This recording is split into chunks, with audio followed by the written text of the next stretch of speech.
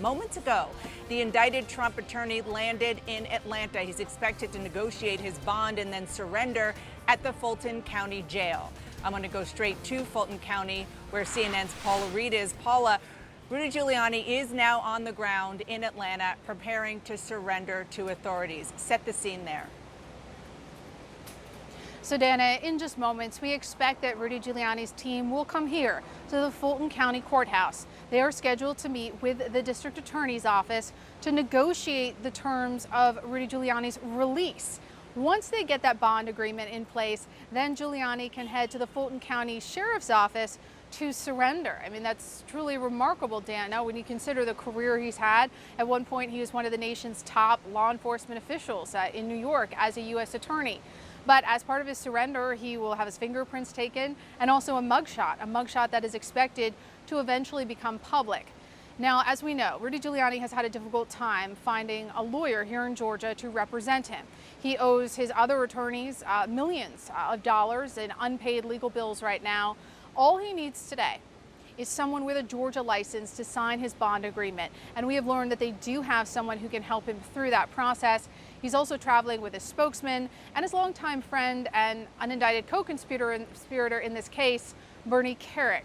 Now, Kerik has been helping him reach out to possible lawyers, helping him sort of work through this process. Kerik is not a lawyer himself, but he has a lot of experience with the criminal justice system, not only as the former New York police commissioner, but also as a criminal defendant. He was convicted and ultimately pardoned by former President Trump.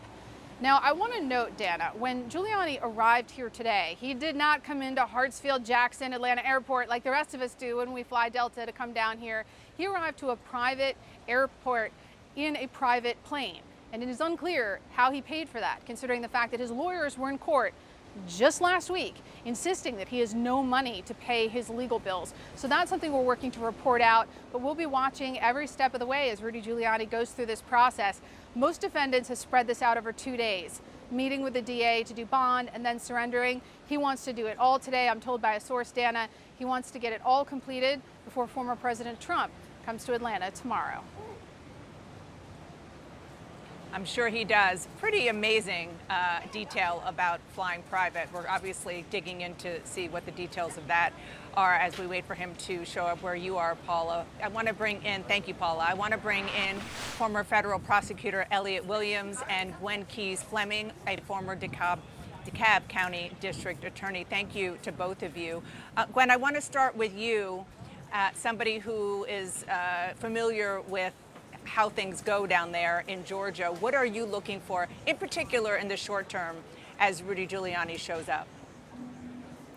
Well, I think first and foremost, looking to see what Judge McAfee sets as the bond. Presumably, Mr. Giuliani is coming to Atlanta in part to talk with the DA's office, possibly to enter into some sort of consent order for bond, like we've seen with some of the other defendants. We could see what amounts may be assigned to the various charges that he has been named in, and that could range anywhere from $10,000 to as much as $80,000 that we saw for the former president for the RICO charge. I don't know that it would be that high, but again, those would be discussions that the DA and the defense lawyers would have amongst themselves and present some sort of agreement or recommendations to the judge.